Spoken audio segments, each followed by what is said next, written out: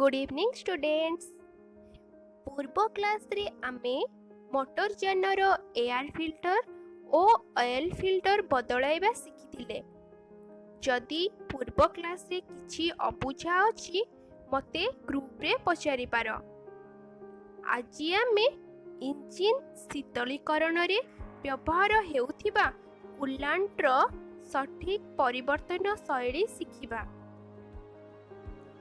जेपरिकी तुमर मने थिबो इंजिन शीतलीकरण पद्धति शिखिला बेले मु तुमको कूलांट विषय कहिथिली। कूलांट हेउछि सेही तरल पदार्थ जहा रेडिएटर मध्यरे थाए एवं इंजिन रो वाटर जैकेट मध्यरे घूरी दहन समय रे इंजिन रो तापमात्रा नियंत्रण करा जाए। मोटर सर्विस समय रे एहार मानक मध्य चेक करी सठिक समय रे बदलाइबा अत्यंत आवश्यक। अन्यथा इंजिन रो कार्यदक्षता उपरे प्रभाव पड़ी थाए। मोटर यान रे व्यवहार हेउथिबा कूलांट रो मुख्य लक्षण गुड़िक हैला। एक रे एहा उच्च ताप धारण करि पारे। दुई रे एहार सांद्रता बहुत कम। तीन रे एहा विषाक्त होई न थाए।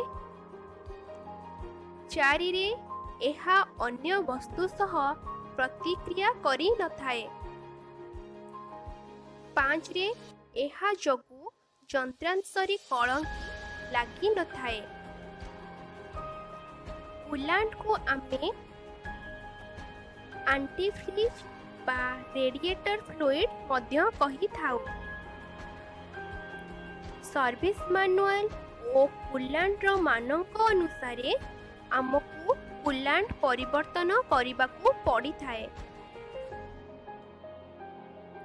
साधारणतः प्रति वर्ष आमको थरे कूलांट परिवर्तन करिबा उचित। कूलांट परिवर्तन पाई आवश्यक उपकरण और यंत्रपाती गुड़िक हैला।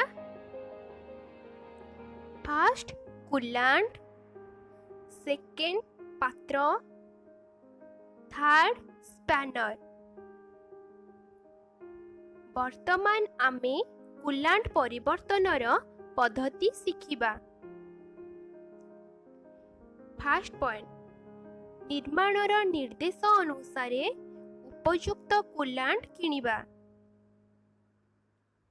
सेकेंड पॉइंट, वर्तमान जानर इंजिन ठंडा हेबा परे रेडिएटर तले कूलांट रखिबा पात्र रखी रेडिएटर ड्रेन कैप खोलिबा, जहाकू कूलांट पात्र मध्य को निष्कासित हेबो।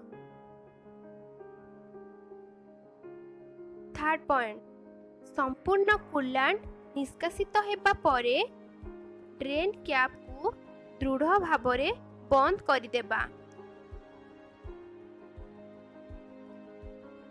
फोर्थ पॉइंट, वर्तमान कूलांट को रेडिएटर ऊपर पार्श्वरु भर्ती करिबा। फिफ्थ पॉइंट, एहा परे इंजिन को किछि समय आरंभ करी रखिबा, जहा द्वारा कूलांट मध्यरे थिबा वायु बाहर को चली जिवो। वर्तमान आमे रेडिएटर रो ऊपर जाए कूलांट को भरी देबा। सिक्स्थ पॉइंट, एहा परे आमे किछि दिन पर्यंत इंजिन रो तापमात्रा को निरीक्षण करिबा जे एहा मैनुअल अनुसारे सठिक रहिछि ना नाही। एहा सह आमर ए विषय सरिला। एबे आमे ए विषयर किछि प्रश्न देखिबा।